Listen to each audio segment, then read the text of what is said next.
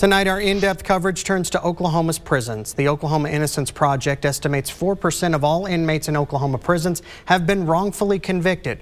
4% doesn't sound like much, but it totals around 900 people.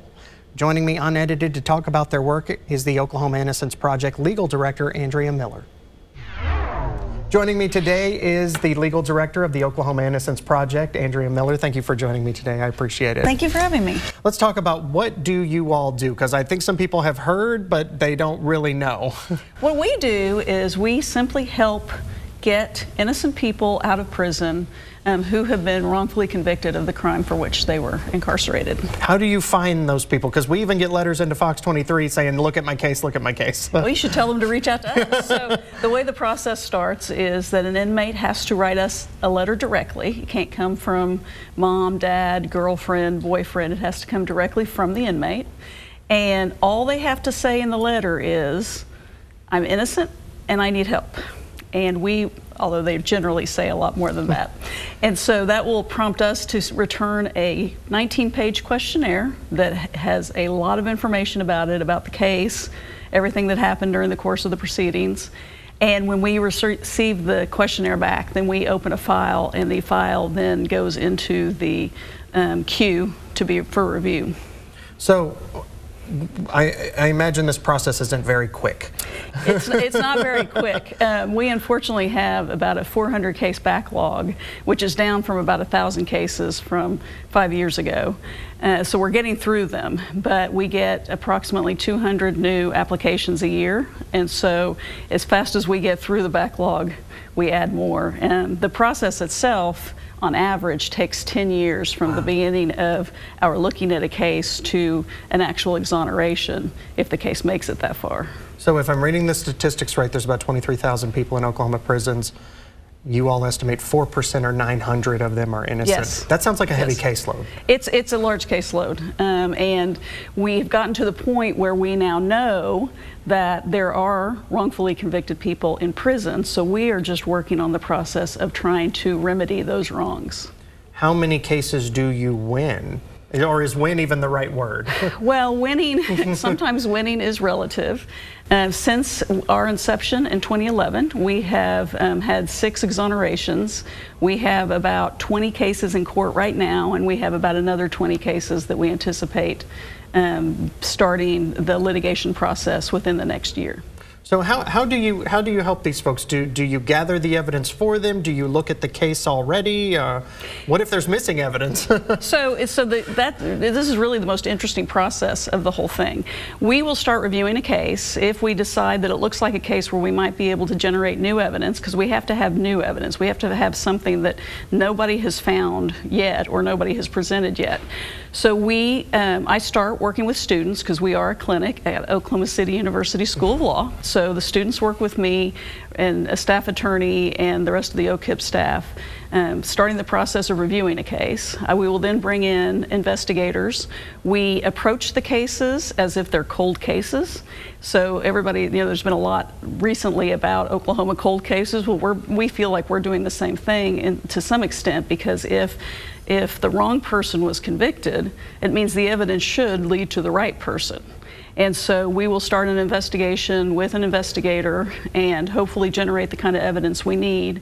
And then we also have to figure out what legal error is related to the new evidence that we found, because we have to have both to get back into court. It's not just I didn't like my lawyer. It is not just that I didn't like my lawyer, although one of the hallmarks of the cases we work on is that failure to investigate at the trial court level. Had it been done, likely the person wouldn't have been convicted. So that is certainly a problem, but it's not the only problem, and we go far beyond that. What cases are you working on right now? I know you were working on one that was a Netflix.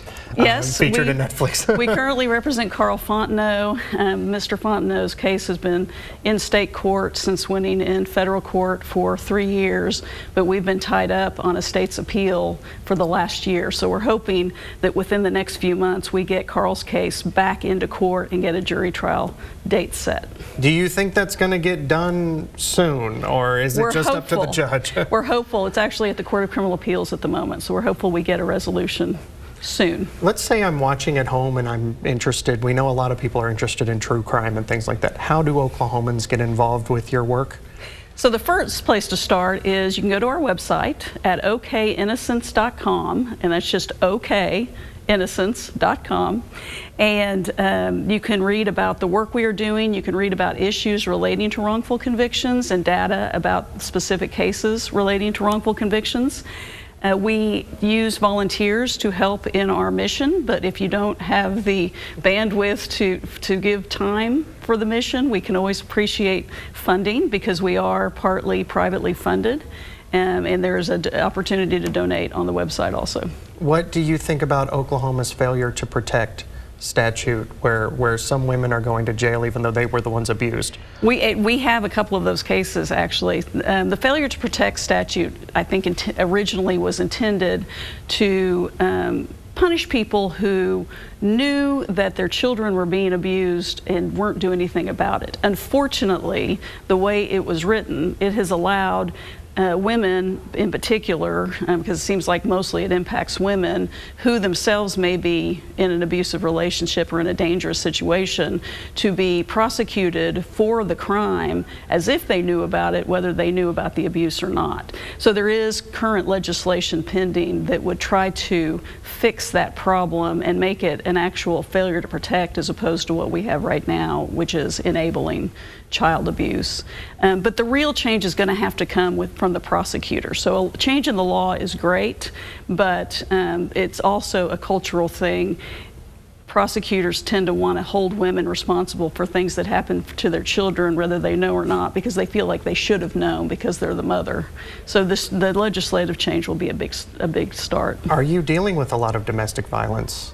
Because I know a lot of people thinking, well, maybe, yes, you are finding maybe a murderer or two here and there, but right. I imagine you are dealing with a lot of domestic violence. I will say that I think the vast majority of the women whose cases we look at are themselves victims of domestic violence, and the system is finally addressing that in a way it hasn't previously. And so we do find ourselves working on cases where we not only believe that our client was actually also a victim, but that the criminal charges were wrongful. I know there's a bill in the legislature now about increasing compensation for those wrongfully convicted.